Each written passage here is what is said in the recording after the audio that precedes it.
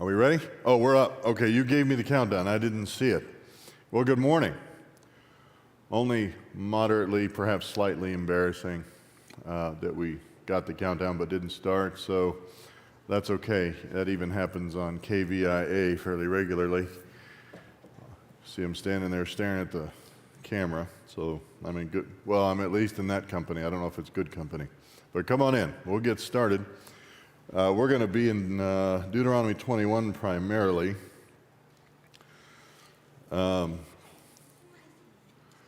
We talked about, out of Deuteronomy 20, some specific things, right? He gave them some guidelines for who they were supposed to exterminate entirely and who they were not. Remember that there were some guidelines also for when they were going out to battle. They were supposed to let certain categories of people go home, because it wasn't about the numbers, right? It wasn't about the numbers of people in the army. The Lord was going to fight the war with whatever army he put together. And so they had somebody, the categories of essentially people who were scared, which, that didn't work. I don't know if you remember when Russia most recently not invaded. They invaded in 2014 or 2016, but escalated. There are all sorts of people that were trying to escape Ukraine, men who were claiming to be transgender women, because there was no, if you're scared, you get to stay out of the army in Ukraine at that point. So they were trying the, I guess the Klinger method, right? We used to call it the Klinger method. That doesn't work anymore either. Y'all don't know. If you're too young to have watched MASH, that's okay. I watched MASH illicitly. My dad was watching and I was supposed to be in bed, and so I hid behind the couch and watched it when I wasn't supposed to, because I was a sinner. That's why I needed Jesus. But anyway, they were scared, so they were allowed to, if they were fearful and afraid, they were not supposed to infect everybody with their cowardice, so they had to go home. Somebody was engaged, they were supposed to go home. Somebody had a vineyard that they had not quite finished, they were supposed to go home, right? And so, but also, when you went to battle, there was only 7, essentially, nations that were brought under the extermination judgment, right? So he listed those for it, and others they were not required to exterminate them unless they refused the covenant with Israel in the land. So then they got exterminated.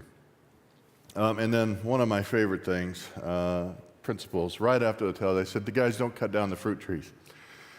Cut down all the other trees if you need to make weapons of war or siege works, but don't be stupid. Don't cut down the fruit trees. All the other trees, you can live without shade, but you're not going to live without the food in the land. So that's chapter 20 in a nutshell. If you have a question about any of that information, that's fine. But we'll move on to chapter 21 here. So verse 1, it says this: if a slain person is found lying in the open country in the land which Yahweh your God gives you to possess, and it is not known who has struck him, then your elders and your judges shall go out and measure the distance to the cities which are around the slain one.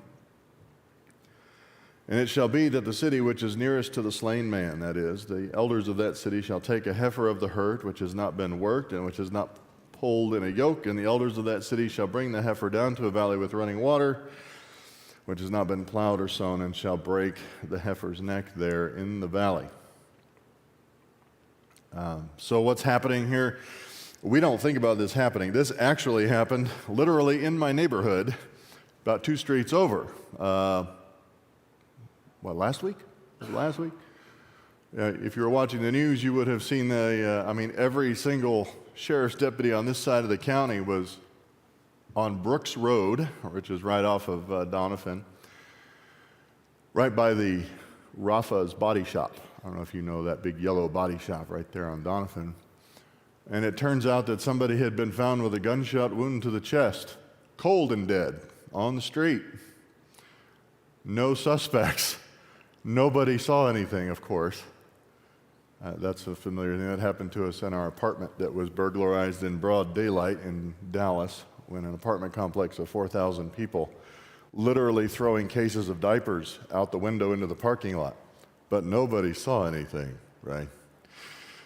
So, it does happen. It happens more under current immigration policy in El Paso than it's happened before. It's not the only time recently that that's happened, where somebody was found dead, but it does happen, especially with population density somewhat less. And so, we're not immune to that you might come across somebody dead from unknown circumstances. Anyway, so what they're worried about is essentially the blood pollution of the land, right? They don't know if that person has been murdered, if they have died, if they were the attacker or the defender, right? So in popular culture, the guy with the gun is always the attacker. Is that always the case? How many years have I carried a gun in the sanctuary of El Paso Bible Church, and it's never jumped out and attacked anyone, has it? Doesn't do that. But you don't know if you don't know the circumstances. So they treat it as if someone has been murdered, and so they have a sacrifice there for it. Kind of an expensive sacrifice, which is why they go out with their measuring tapes. Who's responsible for this? Take a heifer down to a valley and break the heifer's neck there in the valley. Verse 5, then the priests, the sons of Levi, shall come near, for Yahweh your God has chosen them to serve him and to bless in the name of Yahweh, and every dispute and every assault shall be settled by them. So all the elders of that city, which is nearest to the slain man, shall wash their hands over the heifer whose neck was broken in the valley. And they shall answer and say, our hands did not shed this blood, nor did our eyes see it. In other words, they're supposed to swear over this sacrifice, this blood sacrifice. The idea is, figuratively, may this also be done to me if I'm lying. The elders of that city, the leaders of that city, took that responsibility to make that proclamation. This is the way the oaths worked. We didn't see this, and we're not withholding testimony that would convict somebody or myself of this action. Verse 8, forgive your people Israel, whom you have redeemed, O Yahweh, and do not place the guilt of innocent blood in the midst of your people, and the blood guiltiness shall be forgiven them. So you shall remove the guilt of innocent blood from your midst when you do what is right in the eyes of Yahweh. Now you may think that this is an odd principle in the law, but if you recall, if I'm remembering the history right, because I am from one half of a feuding lineage, I'm half hillbilly and half redneck, folks. One of the greatest feuds that we remember in our history, the Hatfields and the McCoys, started over a pig that was misidentified. Some question about the notch in the ear, about who the pig belonged to. Bloodiest feud, I think, that we can assign to that area, start over something stupid. Now imagine had they found a family member killed in uncertain circumstances. So the idea here is that they're supposed to remove this guilt and stop it from being avenged, stop it from being from escalation. And so they're supposed to swear that they did not have anything to do with it and didn't do it. And then the Lord was going to preserve them from vengeance. All right? So we could actually use something like that, I think, in our law. I've told you that I feel like our standard for capital punishment is a weird, almost a quixotic mixture of being overly severe and not severe enough. The standard for assigning guilt is lower than biblical, but the standard for executing punishment is ridiculous and insane, that we allow people to appeal for decades when they've been found guilty. So it's weird. It's a weird, ironic mixture. Anyway, so there's some things we could learn here. Any questions or comments about that section? Nobody asked me about don't cut down the fruit trees. You almost have all the theological import of everything figured out. You got any questions about that one? Keep the Bible weird, folks. All right, that's what my buddy Sean says. Keep it weird. We talk about fruit trees, and let's go talk about we just found a body out in the field. Verse 10 says this, goes on from here. When you go out to battle against your enemies, and Yahweh your God delivers them into your hands, and you take them away captive. When? Right? Temporal, that is going to happen. And you see among the captives a beautiful woman, and have a desire for her, and would take her as a wife for yourself, then you shall bring her home to your house, and she shall shave her head and trim her nails. I mean, these are barbarians. I mean, you got to shave the head. Who knows what's going on there? You're not supposed to do it. She's supposed to do it. I told you I'll keep this Bible thing weird, folks. There's weird stuff in the Bible. Were they allowed to do this? Yes, right? Remember, there were only, no matter how you count it, 6 or 7 peoples that were under the absolute extermination mandate. You can go back a few verses and read which ones those were. The Hittites, Amorites, Amalekites, all those. So the other peoples that were inhabiting the general region, who would also potentially be subject to siege, war, battle, whatever, if they didn't agree to covenant with Israel, they were allowed to take the women and the children as servants. This is saying you might find a really hot chick there, and you may want her as your wife. Is that plain enough? Okay. You may say, I want that woman as my wife. That's okay. Find out what she looks like when she shaves her head. You know? I don't know. Trims her nails. I don't know. I really don't know, except that this was part of vowing throughout history, exactly what the point was there, other than from the point of whatever vow you were making, your life was going to be different, right? So I think there's some symbolism to that. She shall also remove the clothes of her captivity. In other words, you are not marrying a slave, even in the ancient Near East, even in Israel. You're not going to dress your wife as a slave. She's not going to live under the regulations of a slave simply because she came from one of these peoples if you do this. She shall remain in your house and mourn her father and mother a full month, because they were required to kill her father under these circumstances. So the world was different, folks. They were required to kill her father as part of this warfare, this siege, this battle, in order to take these captives away, and would have at minimum left her mother behind. And they were supposed to mourn them for a full month. After that, you may go into her, be her husband, and she shall be your wife. It shall be, if you are not pleased with her, then you shall let her go wherever she wishes, but you shall certainly not sell her for money. You shall not mistreat her, because you have humbled her. I think that's, goes along with it. She's not supposed to be dressed as a slave. She's not operating under regulations as a slave. Now, you may think this barbaric. I'm not going to ask any of the women in this room to let me know whether they think it's barbaric, because I don't care. I may acknowledge that you think it's barbaric. I'm not telling you that I think it's good or bad, and I don't care what you think about what it says. It just says what it says. But this is actually a superior situation among the ancient Near Eastern peoples. They had regulations for how you were supposed to treat a slave versus how you're supposed to treat your wife. That was a fairly big distinction, because generally speaking, among the ancient Near Eastern peoples, everything that wasn't a male patriarch in the family was chattel.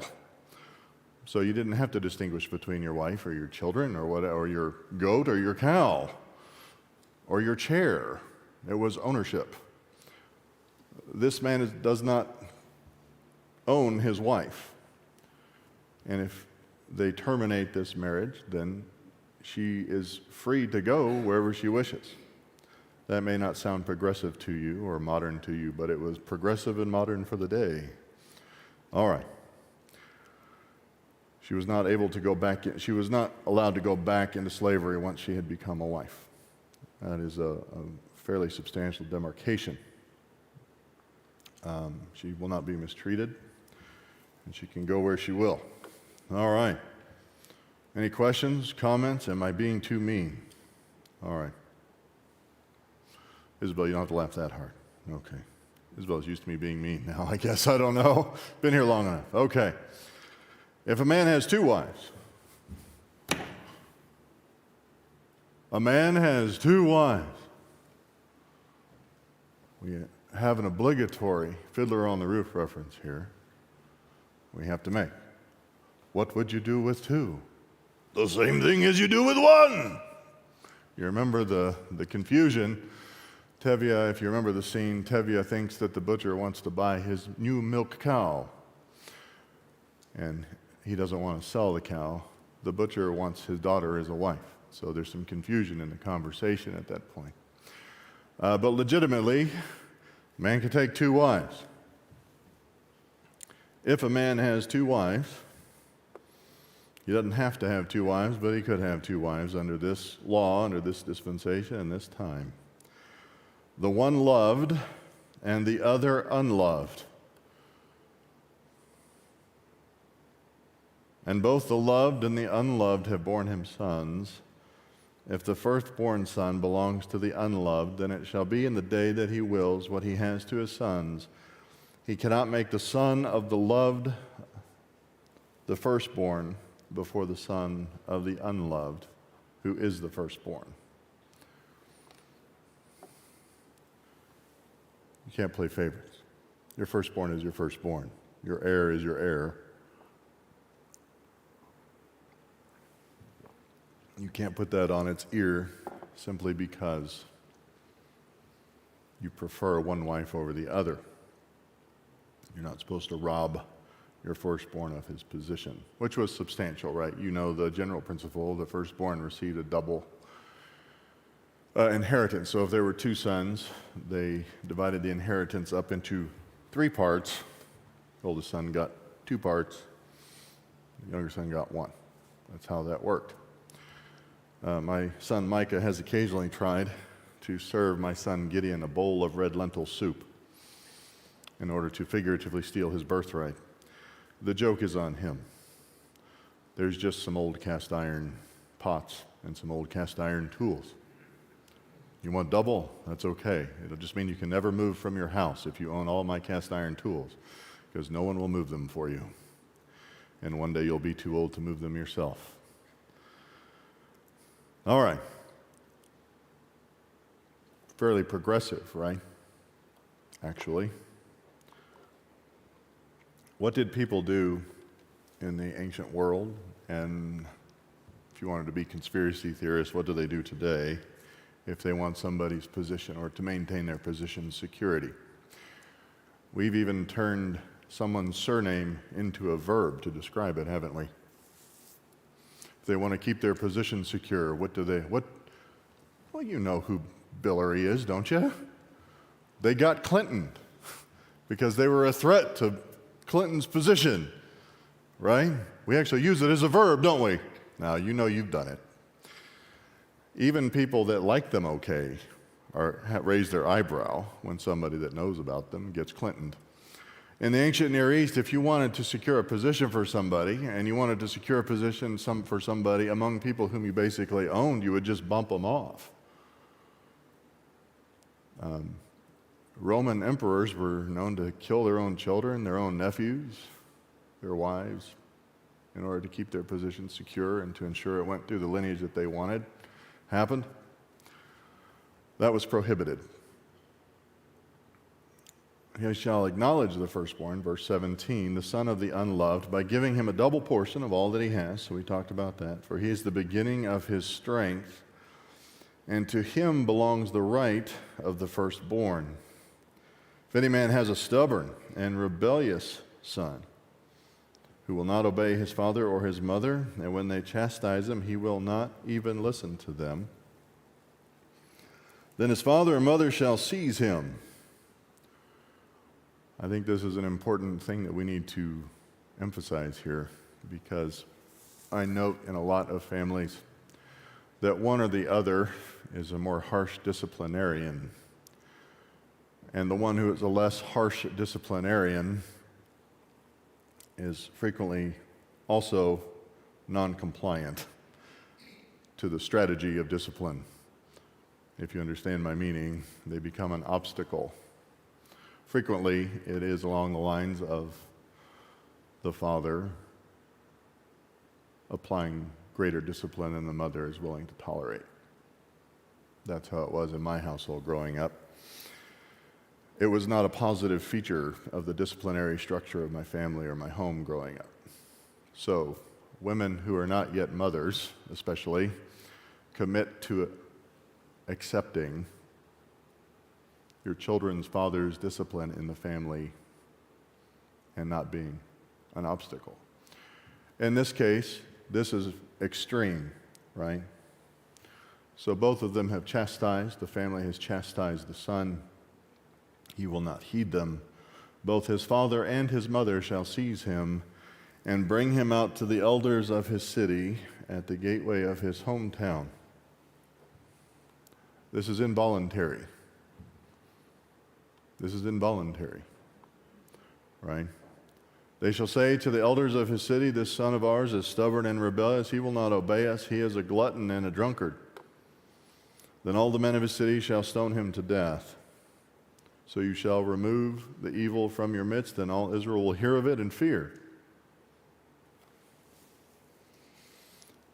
So under God's law in the nation of Israel, understand that the United States is not the nation of Israel. The church is not the nation of Israel. But under the law of that land, this was required of a rebellious son who would not listen to his parents' warning and chastisement and discipline. I would just point out, I'm not saying that we need to apply this standard, but I would point out that we have very little record of that ever being applied. Anybody in the nation of Israel? Anybody? Can you think of one time? This goes, remember when we talked about the king was supposed to, before he really started ruling, he was supposed to sit before the Levitical priest, and he was supposed to write out his own personal copy of the law so that he would internalize it, so that he would know it. Do we have a king that we ever have record of ever doing that? I don't know. So every once in a while, I'm asking a legitimate question. I could not find a spot where a king of Israel is said to have sat down and written down the law. That may not be that they didn't do it. But if even the good kings didn't sit down and do that, we have a problem there. You know, and I identify this. I don't see a single record of a father and a mother applying this to a rebellious son. Now, it was not that there were not rebellious sons. We have people like Eli, the priest, who was judged because he failed to discipline his sons. He was judged, right? And it doesn't bode well. Yeah, Becky?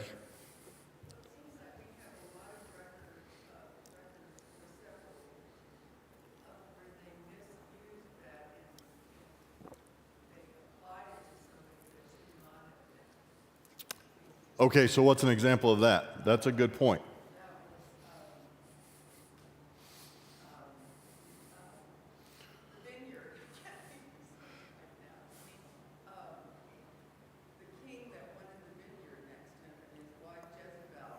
Oh, yeah. Yes. So I think it's important that we identify the intimacy of the relationship in which this discipline is applied.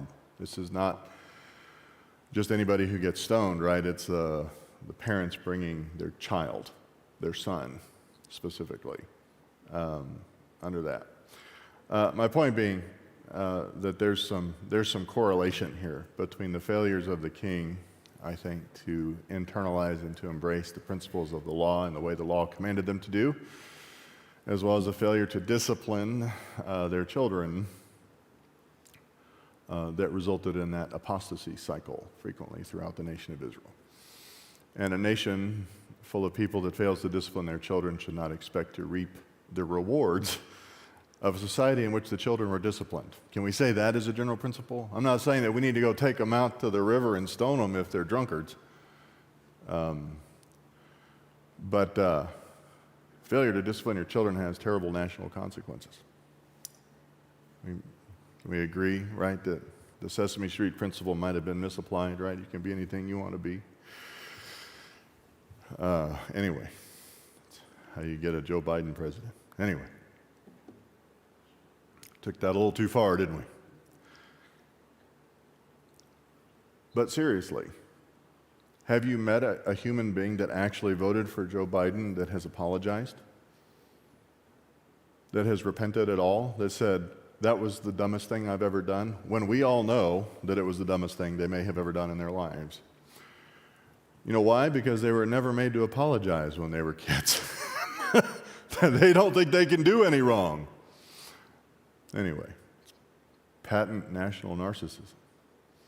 We can do no wrong. We made no unwise decisions. This is simply as it must be. Anyway. Verse 22, if a man has committed a sin worthy of death, and he is put to death, and you hang him on a tree, his corpse shall not hang all night on the tree, but you shall surely bury him on the same day. For he who is hanged is accursed of God. It might have been cursed is anyone who hangs on a tree, sometimes it's put. So that you do not defile your land, which Yahweh your God gives you as an inheritance.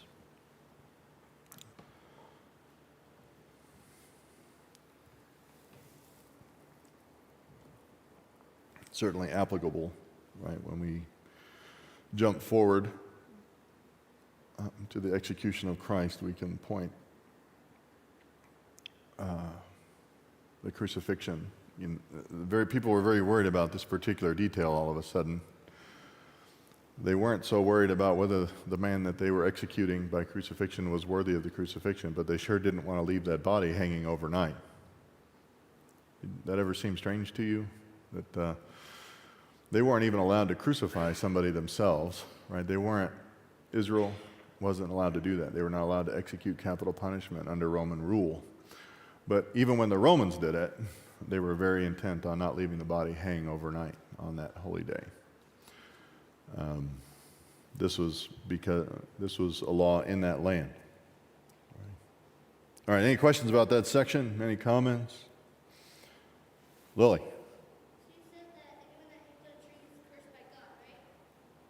Yeah, that's what it says in the English translation for sure.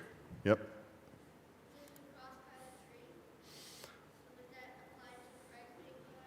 Yep.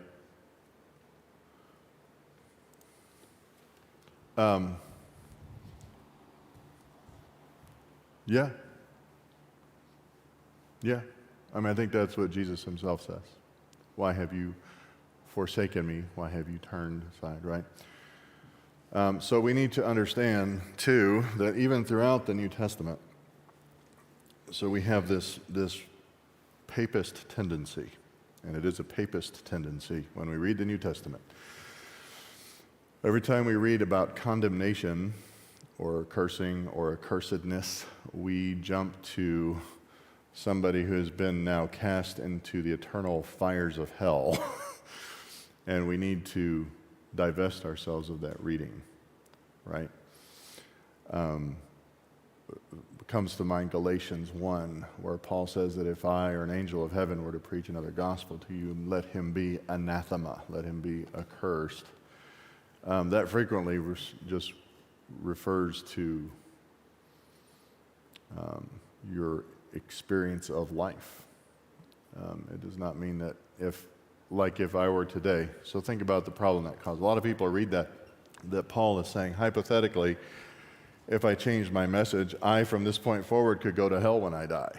That's how they read anathema there. That's the papist interpretation. That becomes then a mortal sin, although oddly enough, that's not a mortal sin under Roman Catholicism, apparently. But that would be what they call a mortal sin. And that is not something that is possible for a justified person to ever be separated from the love of God that is in Christ Jesus. Those two things are opposed They are contradictions. And so we need to start out with understanding that the nature of cursing is not necessarily eternal, right? But that is an indication of judgment from God. And certainly Christ did bear the judgment of humanity in his person on the cross. Does that make sense? Does that answer your question? Okay. So he did bear that curse himself. He was the propitiation for our sins and the sins of the whole world, John tells us.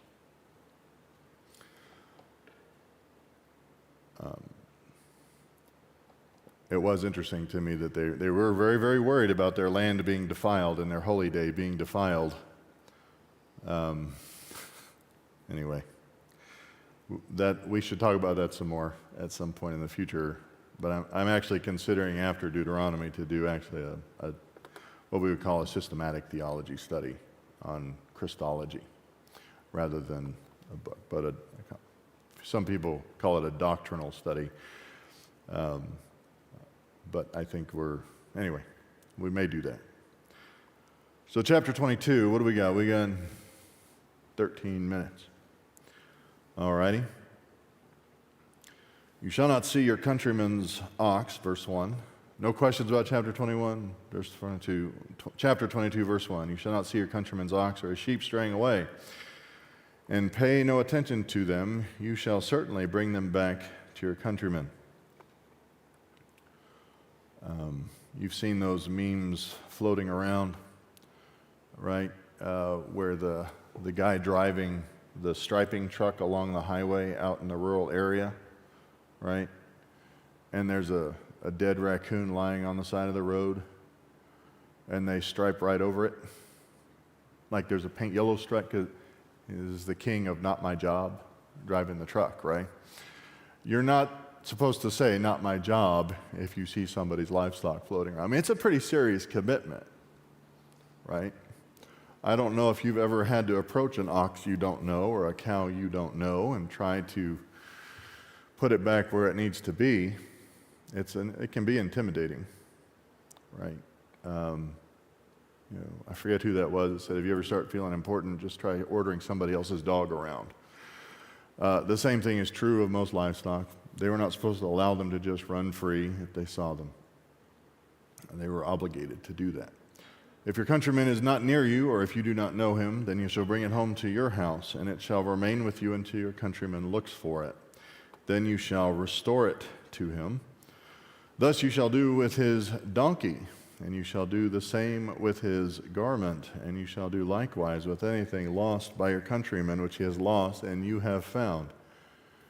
There's no finders keepers, right? You are not allowed to neglect them. Back when I was a custodian at about a 2,000 person church in college, my grandfather gave me one of his army jackets with a liner. Had his name on it, not my name. Burden is my mom's dad.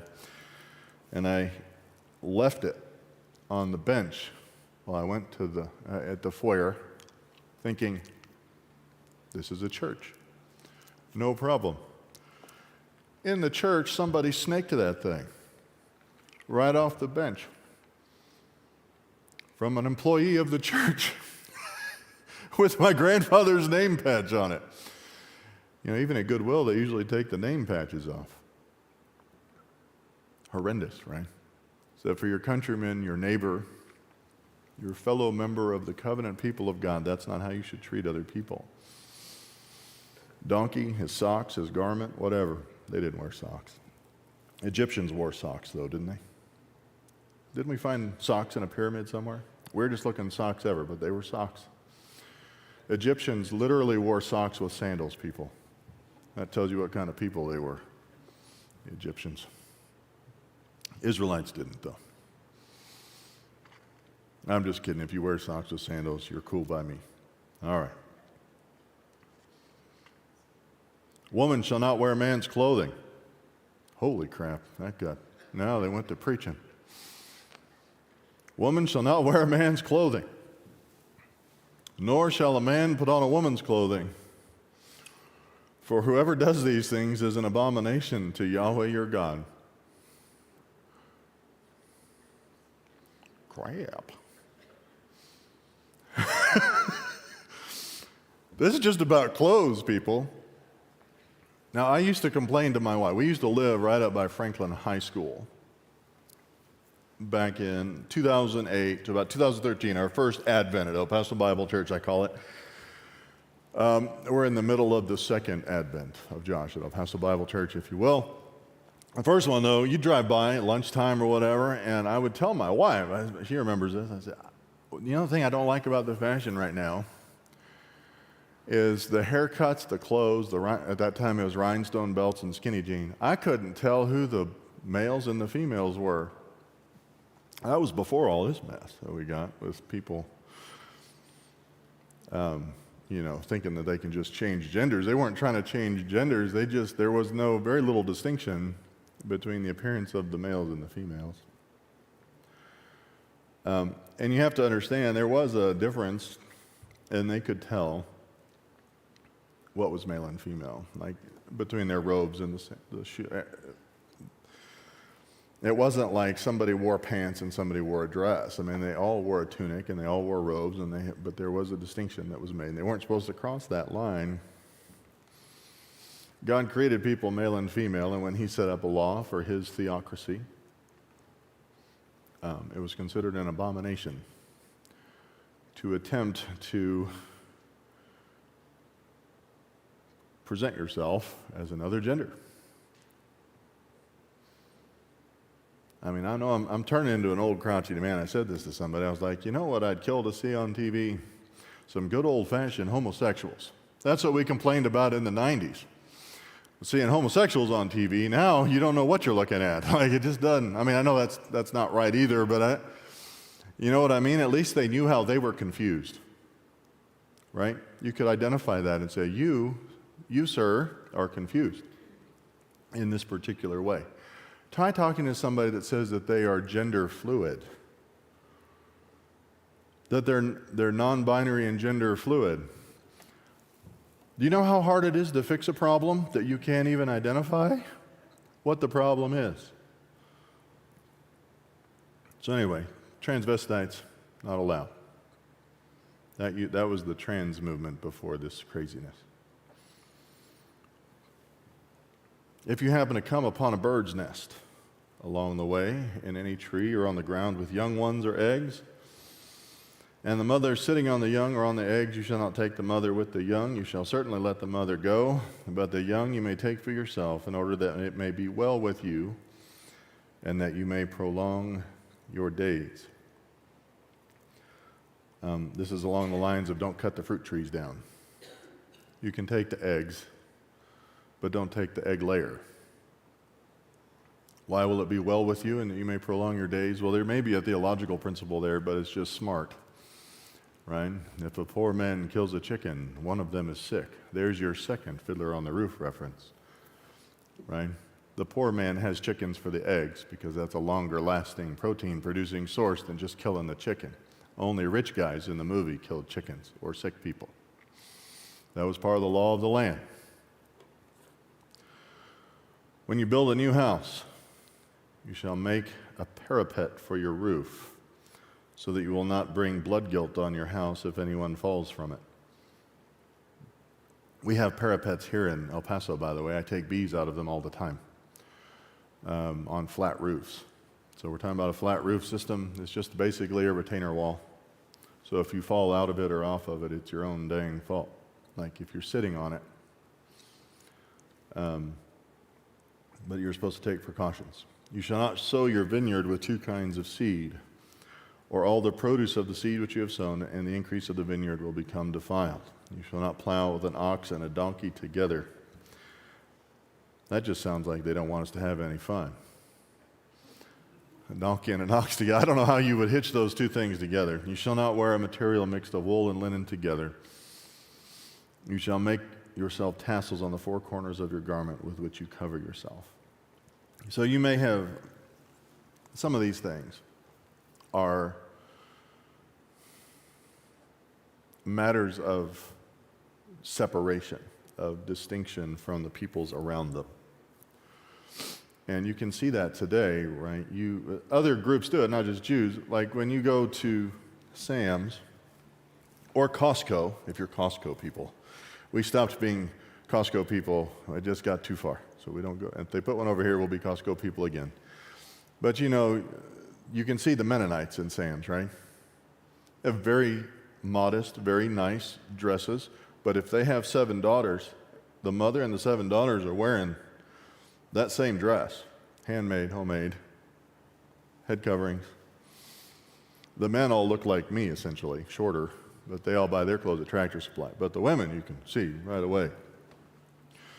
You see Hasidic or ultra-Orthodox Jews, right? They have a standard of dress, but a standard of the haircut. They always have the tefillin on. They have their prayer shawls on with the tassels on them so that they bear a testimony, right? How many of y'all been cut off in El Paso? Everybody. How many of you have been cut off this week by somebody with a fish on their car? This used to be a big deal. They may have bought a used car with a fish on the back. It may be one of those Darwin fish with the feet on it. You didn't see it closely enough. It was supposed to avoid that kind of problem, right? It was supposed to be a reminder of what they existed in the world for, was to be a testimony of who they were, the covenant people of God, and have a distinct culture that was readily identifiable and to be a reminder of who they were. All right? So we're not going to get all the way through chapter 22. Any questions about that section? Anybody ever tried to plow with an ox and a donkey together, since you're Gentile dogs and you can do it? No? All right. You never know. Comments? All right. We're out of time. We'll continue on here. The agricultural part always, people always wonder why that was in the canonical record. You know, couldn't that have been an appendix?